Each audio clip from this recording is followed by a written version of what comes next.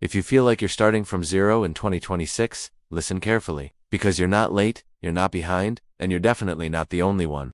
Millions of Aussies right now are in the exact same spot, watching the cost of living rise and wondering, how do I even start? But guess what? Starting from zero can be the biggest advantage you'll ever have if you play it right. Most people don't get rich by having money. They get rich by starting early, starting small, and starting smart.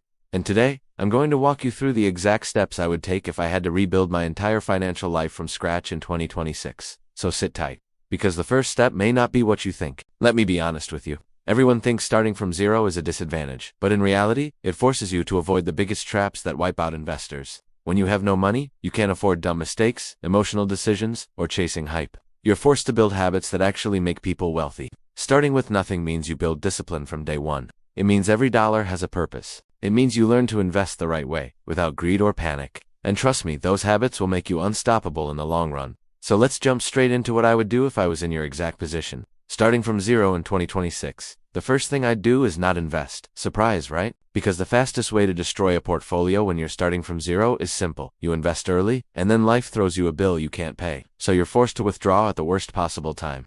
That one move sets your wealth-building journey back years. So the real first step is creating a tiny financial cushion. Not months of savings, not $5,000, just $300 to $500 in a high-interest savings account. This small buffer protects your future investments. It stops panic, it keeps your money untouched, and most importantly, it gives you breathing room while your investments grow. In 2026, a tiny emergency buffer isn't optional, it's your safety belt. Once that small cushion is set, now we talk about investing. The biggest mistake people make when starting from zero, they try to invest like someone who's already rich, buying trending stocks, chasing quick profits, or trying to build a 12-asset portfolio on day one. No, if I was starting again from scratch, I'd pick one diversified asset, and only one. In 2026, the smartest starting point is a broad market, low-fee index fund or ETF. One investment that covers hundreds of companies, minimizes risk, and quietly compounds in the background while you live your life. You don't need 5 ETFs. You don't need to trade every week. You don't need to time the market. You need consistency and a simple, boring, reliable asset that actually grows.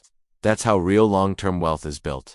Let me make this crystal clear. You don't need a lot of money to start investing. If I was starting from zero, I'd invest $10, $20, or $30 per week. That's it. Small amounts build the habit. Small amounts remove fear. Small amounts let you focus on consistency rather than perfection. Most millionaires didn't start with money. They started with small automated deposits that grew quietly for years. This is the habit that separates long-term success from endless financial struggle. Now listen carefully, because avoiding these mistakes is more important than choosing the perfect investment. The first trap is chasing hype. If TikTok is talking about it, you're late. If it's pumping, you're late. If it sounds like a shortcut, it's actually a setback. The second trap is waiting for the perfect time. People waste years waiting for the market to crash. Meanwhile, consistent investors quietly outperform them every single time. The third trap is changing your strategy every month. If you keep switching plans, you're not investing, you're gambling. Create a simple strategy and stick with it for at least 12 months. Avoid these 3 mistakes and you'll be ahead of 80% of new investors.